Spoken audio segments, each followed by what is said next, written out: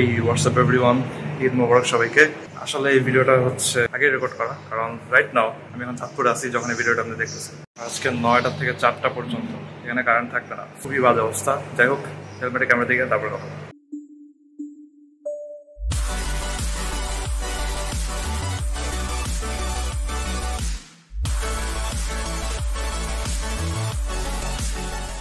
যেটা বলতেছিলাম যে আজকে সকাল 9টার থেকে 4টা পর্যন্ত কারেন্ট থাকবে না। বাইক স্টার্ট দেই। অ্যান্ড কালকে একটা জিনিস হয়েছিল, আমি জ্যামের মধ্যে, ওইটা হচ্ছে রাইফেল স্কোয়ারের সামনে, অনেক জ্যামের মধ্যে হচ্ছে বসেছিলাম। তো বসে বসে সামনে আগাইতেছি আস্তে ধীরে। তো হঠাৎ করে কেন জানি আমার মনে চাইলো যে একটু আরপিএমটা বাড়ায় থ্রটল করি। এমনি জাস্ট জ্যামের মধ্যে ঠেলতে ঠেলতে আমি জাস্ট এরকম করছি। কি হলো, বাইকের স্টার্টটা বন্ধ হয়ে গেল। এবার বাইক স্টার্ট হইতেছেই না। এই জিনিসটা কেন হলো আমি বুঝলাম না। আমি জাস্ট আরপিএম মনে করেন কত 7-8 হাজারে নিছিলাম এরকম। তারপরে দেখি যে স্টার্ট নিতেছে না, অনেকক্ষণ হয়ে গেছে। সো এই জিনিসটা কেমন হচ্ছে, আমি প্রচুর বৃষ্টি হয়েছিল ঢাকায় তখন এরকম সিচুয়েশন একবার হয়েছিল, স্টার্ট হইতেছিল না। অনেকক্ষণ পরে আবার নিজে নিজে স্টার্ট হয়েছে। তো আমি তো পুরাই ভয় পেয়ে গেছি, কি ব্যাপার, কেন স্টার্ট হইতেছে না। দেন এক সিএনজি ওয়ালা পাশে দিয়ে যাইতেছিল, সে ওই জিনিসটা দেখতেছে যে স্টার্ট হইতেছে না আমার। অ্যান্ড আমি হালকা পা দিয়ে সামনে আগাই আর স্টার্ট দেওয়ার ট্রাই করি, চিন্তা করতেছি যেহেতু চাকা ঘুরবে তাহলে স্টার্ট হইতেও পারে, কিন্তু স্টার্ট তো হয়ই না। পরে সিএনজি ওয়ালা আমার বলতেছে যে কিক দেন, কিক দেওয়ার ট্রাই করেন। এখন আমি কিক দিয়ে স্টার্ট দিতে আসলে পারি না, এটা হচ্ছে আরেক ঝামেলা। তো তারপর আমি ওইটা বের করে হচ্ছে কিক দেওয়ার ট্রাই করতেছি। কিক দিলে হচ্ছে হালকা লাইট জ্বলে ওঠে, এছাড়া আর কিছুই হইতেছে না। আমি তো পড়ে গেলাম আরো টেনশনে। দেন প্রায় 15-20 মিনিট এরকম ট্রাই করতে করতে তারপরে স্টার্ট হয়েছে। আমি খুবই ভয় পেয়ে গেছিলাম যে ওই রাইফেল স্কোয়ারের সামনে আসলে কোনো মেকানিকের দোকান নেই, কিছুই নেই। আমি বিশাল বড় বিপদের মধ্যে পড়ে যেতাম। অ্যান্ড এই জিনিসটা কেন হয়েছে আমি জানি না। ঢাকায় আসার পরে সার্ভিস সেন্টারে এই জিনিসটা আমার জিজ্ঞাসা করা লাগবে। এখানে আই গেস কয়েকটা কারণ হইতে পারে, যে মোটরসাইকেলের ফুয়েল হয়তো আমি ভালো পাই নাই। আর একটা জিনিস হইতে পারে যে এটার যে স্পার্ক প্লাগ আছে, স্পার্ক প্লাগে মনে হয় সমস্যা হয়েছে, অথবা স্পার্ক প্লাগটা হচ্ছে মোছা লাগবে। যাই হোক, টেকনিক্যাল ইনফরমেশন এটার ব্যাপারে আমার নলেজ একটু কম আছে, আমার এটা একটু রিসার্চ করা লাগবে। অ্যান্ড এটা জানার পর আমি আপনাদেরকেও জানাবো। তাহলে যারা হঠাৎ করে এরকম বন্ধ হয়ে যাবে, কি করতে হবে না করতে হবে, এই নলেজটা অ্যাটলিস্ট থাকবে, তখন আমার মতো অবস্থা হবে না। যাই হোক, বের হয়ে গেছি মেইন রোডে। এখন আমি একটু হাজারীবাগের দিকে যাব, হাজারীবাগের গরুর হাটটাও দেখতে পাবো। আর আপনারা এখন ভিডিও দেখতেছেন, তো আপনারা দেখতে পাবেন হচ্ছে ঈদের দিনে। আর যেহেতু আমি ঢাকাতে নাই রাইট নাও যখন আপনারা ভিডিওটা দেখতেছেন, তাই এই ভিডিওটা আমি জাস্ট শিডিউল করে রাখছি যে ঈদের দিনে আপলোড হবে। না হলে তো ঈদের দিনে আসলে আমি কোনো আপলোড করতে পারবো না, কারণ আমার কাছে রেকর্ডিং ইকুইপমেন্টস নাই। অলসো আমার কম্পিউটারও হচ্ছে আমার বাসায় ঢাকায়, তো আমি তো এডিট মেডিট কিছুই করতে পারবো না। এই জন্য আগে ভিডিওটা রেকর্ড করে রাখছি। যাই হোক, ঈদ মোবারক সবাইকে। আই হোপ আপনাদের সবার ঈদ ভালোই কাটতেছে, কেউ কোনো ঝামেলায় পড়ার নাই, সবাই শান্তিপূর্ণভাবে ঈদ পালন করতেছেন। আর কে কোন জেলায় বসে ঈদ যাপন করতেছেন একটু কমেন্টে জানাইতে পারেন যে আপনারা কে কোন জেলাতে আছেন রাইট নাও। আর আমি তো আছি চাঁদপুরে, আপনারা সবাই জানেনই। আরে ওই লোক তো হঠাৎ করে দিছে বামে ঘুরায়া, বামে না কি বলি, ডানে ঘুরায়া দিছে হঠাৎ করে, হোয়াটএভার। আর শুনলাম সরকারি ছুটি নাকি অনেক কম দিছে আর কি, জাস্ট 3 দিন এরকম। কারণ আমার ভাই ভাবি তারা তো সরকারি চাকরি করে, দুইজন, একজন হচ্ছে বাংলাদেশ ব্যাংক আর একজন কৃষি ব্যাংক। সো তাদেরকে ঈদের পর দিনই চলে যাওয়া লাগবে। ঈদের আগের 2 দিন নাকি কোন 2 দিন যেন ছুটি পাইছে, আর ঈদের পর দিন, এরপর হচ্ছে তাদের চলে যাওয়া লাগবে। এই জন্য তারা শুক্রবারের মধ্যেই হচ্ছে চাঁদপুরে চলে আসছে। আর আমি শুক্রবার সকালে বাসে উঠবো চাঁদপুরে যাওয়ার জন্য। তো এখন মোটরসাইকেলে ঘড়িতে বাজে সকাল 9:41, 10টার মধ্যে আমি হাজারীবাগে চলে যাব। আর কোনো রোড টোড দেখতেছি না, আকাশে মেঘও আছে ভালোই, আর বাতাসটাও গরম না, বাতাসটাও ঠান্ডা লাগতেছে মোটামুটি। অ্যান্ড চাঁদপুরে যদি আমার কিছু ভিডিও করা হয়, আমি ঢাকায় এসে নেক্সট ভিডিওতে ক্লিপ এর সাথে হচ্ছে দেখায় দিব। যদিও আসলে কোরবানির দিনে ভিডিও করার কিছুই নেই, কারণ কোরবানির দিন সবাই বিজি থাকে আর রাস্তার অবস্থাও অনেক নোংরা থাকে। অ্যান্ড একটা ট্রেডিশন তো আছেই, কোরবানির দিনের বৃষ্টি হয়। আমি জানি না এবারের কোরবানিতে বৃষ্টি হবে নাকি। তো বৃষ্টি হলে ভালো, তবে নট সকালে, মনে করেন সন্ধ্যায় অথবা বিকালে, তখন রাস্তাটা একদম ক্লিন হয়ে যাবে। যদিও এখন ঢাকাতে ভালোই নিয়মটিও মানা হইতেছে আর কি, বিভিন্ন জায়গাতে কোরবানি নর্মালি এখন দিতে দেয় না। আগে তো মনে করেন ঈদের নামাজের পরে রাস্তাতেই গরু সরাই ফেলতো। সো যখন দেখা যেত, মনে করেন ঈদের নামাজ পড়তে যাইতেছি, দেখা যেত নামাজের আগে অনেক জায়গাতে হচ্ছে গরু সরাই ফেলছে। তারপরে ঈদের নামাজ পড়ে জাস্ট বের হইছি, ঠিক আছে, অলরেডি দেখি যে রাস্তায় রক্ত।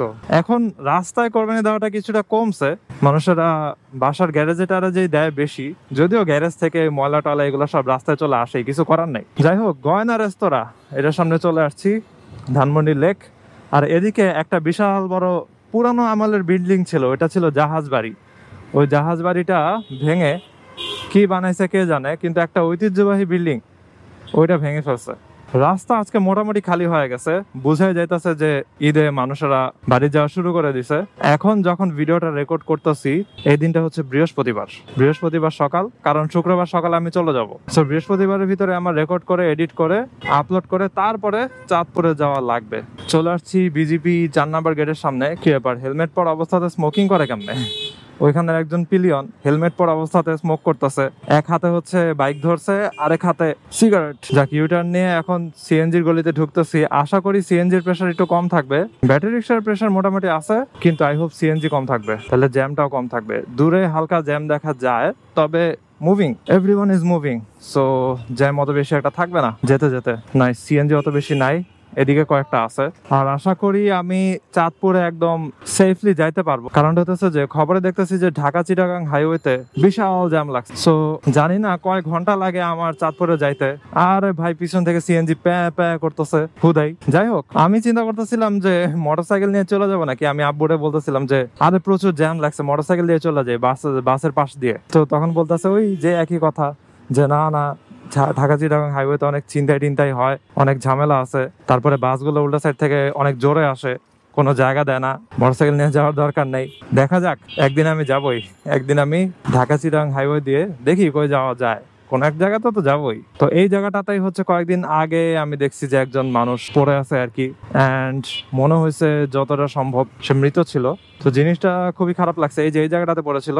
আর পুলিশেরা এসে হচ্ছে চেক করতেছিল তার কোনো বিলঙ্গিংস আছে নাকি, যেটা থেকে জানা যাবে তার আইডেন্টিটি। তো যদি অসুস্থ হয়ে পড়ে যেত তাহলে তো অবশ্যই তাকে রিক্সায় উঠায়া মেডিকেলে নিয়ে যেত, কিন্তু সে জাস্ট পড়ে আছে আর পুলিশরা পাশে দাঁড়ায় আছে। তো মোস্ট প্রবলি হয়তো সে মারা গেছিল আর কি। আর এদিকে আমি কয়েকজনকে জিজ্ঞেস করছিলাম আর কি, রিক্সাওয়ালাদেরকে, তারা কেউ কিছু বলতে পারে না যে আসলে কি হয়েছে। মোস্ট প্রবলি তারা ওই সময় এই জায়গাটাতে ছিল না। হোয়াটএভার, আপনাদের আজকে ঈদের দিন, সো স্যাড জিনিস নিয়ে কথা না বলি, খুশি জিনিস নিয়ে কথা বলি। খুশি জিনিস হচ্ছে এখন আপনাদেরকে আবার গরুর হাটটা একটু দেখাবো। যেই গরুর হাটটা যেদিন ভিডিও আপলোড করা হইতেছে ওই দিন আর এরকম ভাবে নাই, খুবই কম পরিমাণে গরু থাকবে, মনে করেন যেগুলো সেল করা হয় নাই। আর ছোটবেলাতে আমি শুনতাম যেসব গরু সেল করা হয় না ওগুলো নাকি এক সপ্তাহের মধ্যেই তারা বিক্রি করে দেয়, কারণ গরুদেরকে যেসব মেডিসিন নাকি খাওয়ায় ওই মেডিসিনগুলোর কারণে নাকি তাদের লাইফ স্প্যান অনেক কমে যায়। এগুলো আমি জানি না, হয়তো অনেক গরুকে মেডিসিন খাওয়াইতে পারে ফুলার জন্য অথবা একটু বাল্কি দেখার জন্য, কিন্তু এগুলো আসলে উচিত না। গরুর খুবই কষ্ট হয় এই জিনিসগুলা, অ্যান্ড এক সপ্তাহের ভিতরেই নাকি তাকে সেল করে দেওয়া লাগে আর কি, কসাইখানায় সেল করে দেওয়া লাগে। যাই হোক, গরু নিয়ে আপনাদের সাথে কথা বলতে বলতে চলে আসছি আমি গরুর হাটের সামনে। অ্যান্ড আজকে গরুর হাট আরো রমরমা হওয়ার কথা, কারণ ঈদ অনেক কাছে চলে আসছে। এই যে দেয়ার আর দ্য গরুস, আমার সুন্দরই লাগে, গরুর চোখগুলো অনেক সুন্দর, মন চাচ্ছে ভিতরে ঢুকে দেখতে, কিন্তু ভিতরে অনেক গোবর টোবর আছে, সো ঢুকলে অবস্থা খারাপ হয়ে যাবে। সুন্দর। আর শুধুমাত্র এদিকে না, সামনেও গরুর হাট হয়েছে, এই যে ডান সাইডে হচ্ছে ছাগল। সো আমি বলছিলাম আপনাদেরকে যে ভিতরে হবে গরু, রাস্তায় হবে ছাগল। জিনিসটা ভালো করছে যে ছাগল শুধু ফুটপাতে, রাস্তার ভিতরে আনে নাই, এটা খুবই ভালো হয়েছে, না হলে অনেক জ্যাম লাগতো। তো যারা এটা অর্গানাইজ করছে তাদের প্রতি থ্যাঙ্কফুল যে তারা এরকম ভাবে একটা নিয়ম করে রাখছে, এই কারণে রাস্তাতে এখনো জ্যাম পড়ে নাই আর কি। দেখছেন এদিকে পুরাই ছাগল, একদম এখান থেকে লাস্ট পর্যন্ত, লাস্টের থেকে আবার গরু শুরু হবে, আমি আপনাদেরকে দেখাবো। আর এই যে দেখছেন ভেড়া, ছাগল ভেড়া সবই আছে। আর এই যে হচ্ছে বড় ছাগল গুলা, যেগুলাকে রাম ছাগল বলে। সো ভালোই করছে, এখানের এই গ্রিল গুলোর সাথে কাঁঠাল পাতা ঝুলা দিছে, ছাগল হচ্ছে কাঁঠাল পাতা খাইতেছে। আর এই যে ছাগলের শেষ, এখান থেকে শুরু আবার গরু। এই যে ডান সাইডের রাস্তাটা দেখতেছেন না, এটা হচ্ছে পুরাই গরু। আমি আপনাদেরকে হালকা করে দেখাই, ভিতরে ঢুকতে দিবেন। এই যে এদিকে সব হচ্ছে গরু, এখানেও রাখা আছে হচ্ছে গরু। আর এদিকে দেখেন একটু উঁচা করে রাখছে, এখানে উঁচা করে রাখার কারণ কি জানেন? কালকে রাতে আমি দেখছি ট্রাকে করে যখন গরু নিয়ে আসে না, এই জায়গাটাতে নামায়, এই উঁচু জায়গাটাতে নামায়। সো ট্রাকের থেকে গরুকে লাফ দিয়ে নামানো লাগে না, গরু জাস্ট ওই জায়গাটার উপরে নামে, ওইখান থেকে আবার হেঁটে গরুকে নামায় ফেলায়। যাই হোক, আজকে ভিডিওটা এখানে শেষ করি।